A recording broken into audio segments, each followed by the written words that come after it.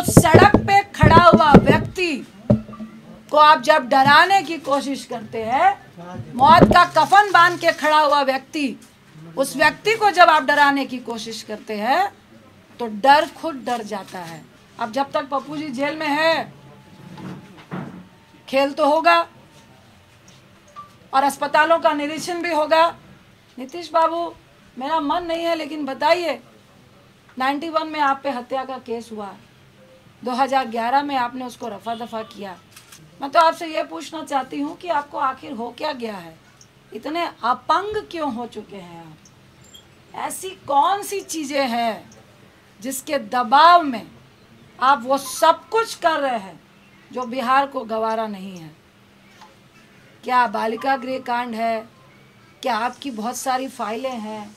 क्या आपके केस है? भाजपा का सिर्फ बिहार में नहीं, पूरे देश में गुंडा राज चल रहा है और ये बहुत गुंडाई राज वाले लोग हैं, किसी की परवाह नहीं है। रूडी साहब, क्या बोलूं, मुझे तो एक शब्द नाम लेने का मन नहीं कर रहा। और मैं उनसे ये, सबसे पहले मैं आपके माध्यम से उनसे पूछती हूँ कि आप स्किल इंडिया के मिनिस्टर थे, मोदी साहब ने आपको क्यों हटाया? कि आपका राजनीतिक इतिहास क्या है? आप राजनीति में कैसे आए? क्या संघर्ष किया? मैं पूरी बात रूडी जी नहीं बताऊंगी। आप पायलट थे, आप कैसे क्या किए, किनको नौकरियां दिलाइयां, किसके आशीर्वाद से आप राजनीति में आए, कैसे मंत्री बने, और आपके घर में उत्तराखंड में फार्म हाउस से लेकर, बिहार से लेकर, दिल्ली से लेकर, कहाँ कहाँ पे आप पप्पू जी को जेल में बंद कर देंगे तो क्या लोगों को मरने देंगे? आपकी ये मंशा है कि लोग मरे और हम तमाशा देखें?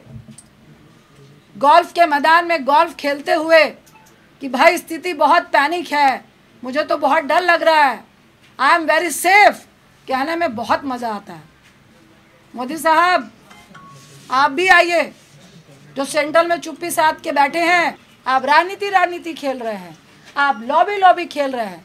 देखिए, मुझे लॉबी खेलने का कोई शौक नहीं है, ना इस वक्त राजनीति खेलने का शौक है, और ना ही जो खेलेगा उसको खेलते देते रहने का, देखने का शौक है।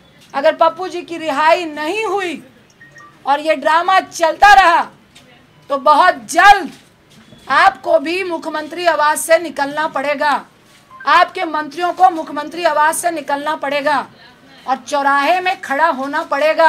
अगर चंद दिन के अंदर, 2 दिन के अंदर पप्पू जी रिहा नहीं होते हैं और आप ये डॉक्टर और प्रशासन का खेल खेलते हुए उनको हर दिन गाड़ी में 4-4 लोगों के साथ बैठा के जो घुमाने का आप काम कर रहे हैं, तो आप भाजपाई लोग भी सुन ले, मुख्यमंत्री साहब भी सुन ले।